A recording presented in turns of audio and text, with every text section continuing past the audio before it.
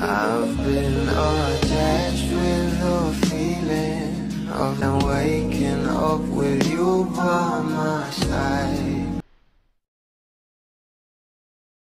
Napaka-green flag talaga ng ating Donnie Pangilinan na kahit nga nasa bahay ito ay talaga namang napakabuting anak nito sa kanyang parents na mismong itong sila Mami Maricel at Tito A na ang nagsabi. Ganito pala ang ginagawa ni Donnie kahit nasa bahay ito na talagang sobrang maalaga rin.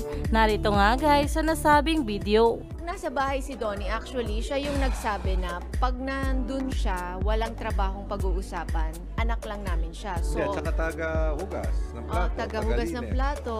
Ngayon, wala siya dito. He has to do chores like everybody else. So, he's not here today because he has to be with Solana, who is having her first day in school. Taga-sundo siya. Siyang taga-sundo. Ani nga agad ito ng maraming komento na labis nga talaga silang humanga sa ating Donnie Pangilinan dahil kahit nga artista ito ay talaga namang gumagawa pa rin ito ng mga gawaing bahay kapag nasa kanila lang.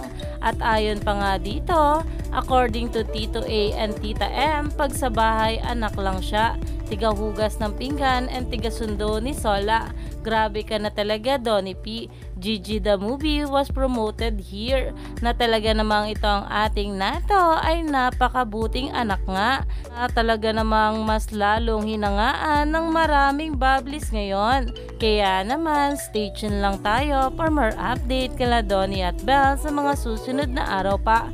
Lalong lalo na nga ang movie ng ating Nato na talaga namang inaabangan na.